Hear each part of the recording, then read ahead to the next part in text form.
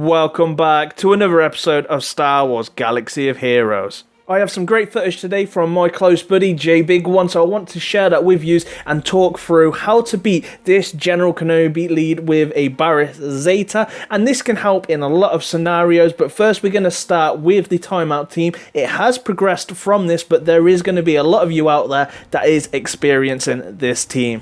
As the time does pass in this game, there is going to be new methods on the way of beating this timeout team, but for now there is only a few teams that can do this, and I want to share this specific build, this specific team that does not have extremely powerful mods, and it does not require a General Kenobi or even a Darth Vader Zeta. The characters that we will be using is an Emperor Palpatine lead, a Royal Guard, TIE Fighter pilot, Anakin Skywalker, and Boba Fett. What we're aiming to set out here is we've got 5 debuffing characters. We want to be putting those ability blocks down. We want to be putting that buff immunity down. We want to be applying the characters with shock and healing immunity, then using Royal Guard stun to make sure they're not countering. What we know so far is whenever an ally in the squad that's not General Kenobi gets hit by a critical attack, he is going to taunt for 1 turn, and also on top of that, Barris Zeta is then going to heal upon a crit, and that's going to be to any member that gets critically hit, including herself. Using TIE Fighter pilot is definitely important here, that you want to be getting that buff immunity, those ability blocks down, and he does hit very hard on his basic. Once you've applied these buff immunity on this team, you definitely want to be going for Barris first to stop her cleansing at the end of each turn, and more importantly, she's going to keep gaining turn meter if you currently don't have her shocked. The real big irony here is definitely that if Barris does clean her ability block, because that is who you'll focus on, and her buff immunity, she's then going to get crit immunity, then she's not going to be able to heal until she gets to her turn, and hopefully she has her heal stored away where she could do this, but by then you should be able to take her down with non-critical hits.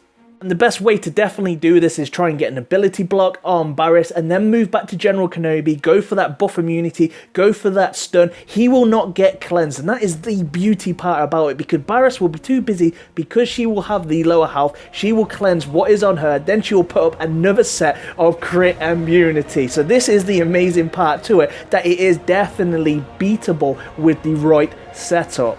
You want to be running Anakin Skywalker for that heal immunity, and where possible, lay it down on him. Just lay him down thick, and then you've got Boba Fett that's going to be there with those buffs, because this is a very big debuffing squad that he's going to be able to use his execute to mass clear. Once you have got rid of Barris, this is going to put it more on an even terms. You need to make sure that you still have that buff immunity or an ability block on General Kenobi and also 5s. This is now going to allow you to focus on one character. One of those characters out of them 2 isn't going to be able to taunt to take that away from you. So you're going to be able to focus, put that shock or that heal immunity straight on General Kenobi and lay the smackdown on him.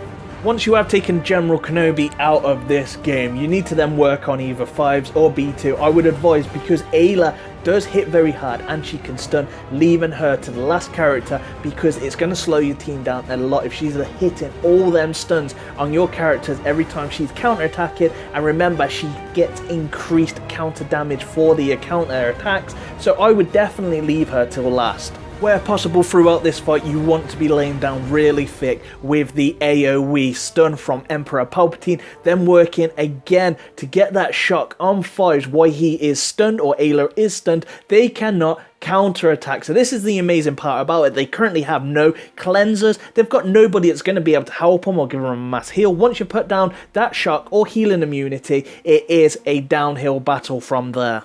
This is going to allow you now to shock B2, and he's not going to gain any turn meter each time that you do start hitting these characters, because the best part of it, all the cleansers have gone from this team. If you're not wanting to use Anakin Skywalker here, then you could definitely go the other route and go for Darth Maul and use Darth Maul for his days and his extra attack versus Jedi. So what is your thoughts on this? Have you enjoyed this video? Have you found this helpful? Let me know in the comments below. Big thank you for watching my video today and your continued support with my videos. I'm the Smithy D, and may the force be with you always.